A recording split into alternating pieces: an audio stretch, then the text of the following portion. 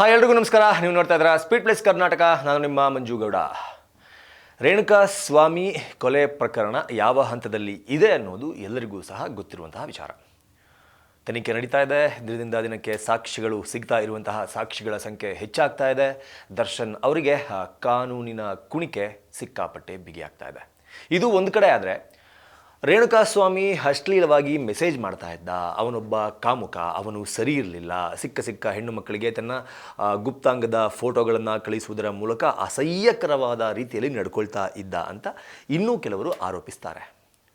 ಮಾಧ್ಯಮಗಳಲ್ಲಿ ಬಂದಂತಹ ಒಂದಷ್ಟು ವರದಿಗಳನ್ನು ಆಧರಿಸಿ ಏನೊಂದು ಫೇಕ್ ಅಕೌಂಟ್ನ ID ಇದೆ ಗೌತಮ್ ಅನ್ನುವ ಹೆಸರಿನಲ್ಲಿ, ಆ ಅಕೌಂಟನ್ನು ಉಪಯೋಗ ಮಾಡ್ತಾ ಇದ್ದಿದ್ದು ಇದೇ ರೇಣುಕಾ ಸ್ವಾಮಿ ಅಂತ ಸಾಕಷ್ಟು ಜನರು ನಂಬಿದ್ದಾರೆ. ಆದರೆ ಅಫಿಷಿಯಲ್ ಆಗಿ ಪೊಲೀಸರಾಗಲಿ ಮತ್ತೊಬ್ಬರಾಗಲಿ ಅದು ರೇಣುಕಾ ಸ್ವಾಮಿ ಉಪಯೋಗಿಸ್ತಾ ಇದ್ದ ಅಕೌಂಟೇ, ಆ ಫೇಕ್ ಅಕೌಂಟಿಂದಾನೇ ರೇಣುಕಾ ಸ್ವಾಮಿ ಎಲ್ಲರಿಗೂ ಸಹ ಮೆಸೇಜ್ ಮಾಡ್ತಾ ಇದ್ದ ಅಂತ ಎಲ್ಲೂ ಕೂಡ ಅಫಿಷಿಯಲ್ ಆಗಿ ಹೇಳಿಲ್ಲ.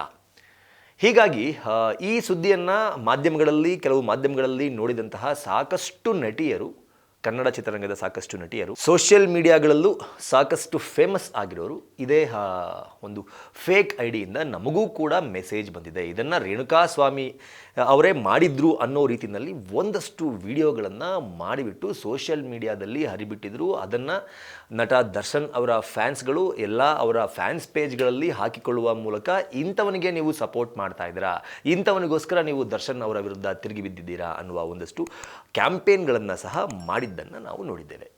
ಇದೇ ವಿಚಾರವಾಗಿ ಇದೀಗ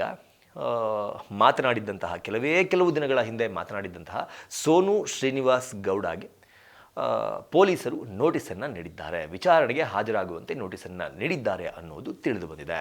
ಸೋನು ಶ್ರೀನಿವಾಸ್ ಗೌಡ ಕೂಡ ಇದೇ ಒಂದು ಫೇಕ್ ಅಕೌಂಟ್ನಿಂದ ನನಗೂ ಕೂಡ ಅಶ್ಲೀಲವಾದಂತಹ ಮೆಸೇಜ್ ಬಂದಿತ್ತು ಅಂತ ಹೇಳಿದರು. ಅವರ ಜೊತೆಗೆ ಚಿತ್ರಾಲ್ ರಂಗಸ್ವಾಮಿ ಹೇಳಿದರು, ಇನ್ನೂ ಸಾಕಷ್ಟು ನಟಿಯರು ಸಹ ಹೇಳಿದರು. ಅದರಲ್ಲಿ ಸೋನು ಶ್ರೀನಿವಾಸ್ ಗೌಡ ಅವರಿಗೆ ನೋಟಿಸ್ ಹೋಗಿದೆ. ಅವರು ಪೊಲೀಸ್ ವಿಚಾರಣೆಗೆ ಹಾಜರಾಗುವ ಅನಿವಾರ್ಯತೆ ಇದೆ.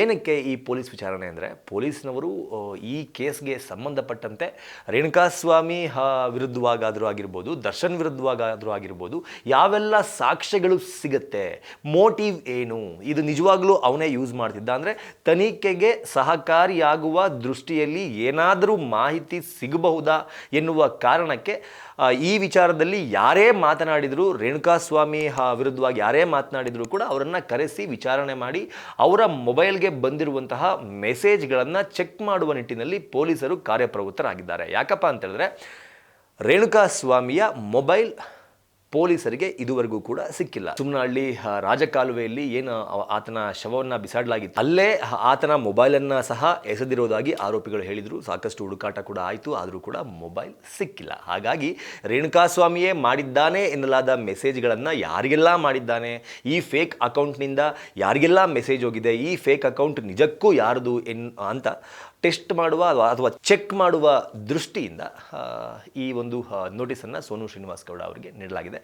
ಅದರ ಜೊತೆಗೆ ಇನ್ನೂ ಯಾರೆಲ್ಲ ಈ ಫೇಕ್ ID ನಮಗೆ ಮೆಸೇಜ್ ಬಂದಿತ್ತು, ಅದನ್ನು ರೇಣುಕಾ ಸ್ವಾಮಿಯೇ ಮಾಡಿದ್ದಾನೆ ಅಂತ ಹೇಳಲಾಗ್ತಾ ಇದೆ, ಆತನೇ ನಮಗೆ ಮಾಡಿದ್ದಾನೆ ಅಂತ ಸೋಷಿಯಲ್ ಮೀಡಿಯಾಗಳಲ್ಲಿ ವಿಡಿಯೋಗಳನ್ನು ಮಾಡಿ ಹರಿಬಿಟ್ಟಿದ್ರೋ, ಅದರ ಜೊತೆಗೆ ಮಾಧ್ಯಮಗಳ ಮುಂದೆ ಬಂದು, ಕ್ಯಾಮ್ರಾಗಳ ಮುಂದೆ ಬಂದು ಯಾರೆಲ್ಲ ಬೈಟ್ಗಳನ್ನು ಕೊಟ್ಟಿದ್ರೋ, ಮುಂದಿನ ದಿನಗಳಲ್ಲಿ ಅವರೆಲ್ಲರಿಗೂ ಸಹ ನೋಟಿಸನ್ನು ನೀಡುವ ಮೂಲಕ ಪೊಲೀಸರು ವಿಚಾರಣೆಗೆ ಕರೆಸಬಹುದಾದ ಎಲ್ಲ ಸಾಧ್ಯತೆಗಳು ಹೆಚ್ಚಾಗಿ ಕಾಣಿಸ್ತಾ ಇದೆ ಈ ಕೇಸ್ನಲ್ಲಿ.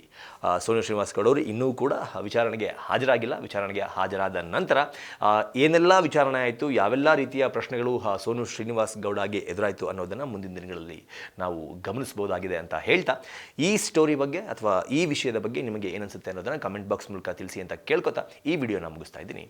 ನಮಸ್ಕಾರ. Speed plus Karnataka.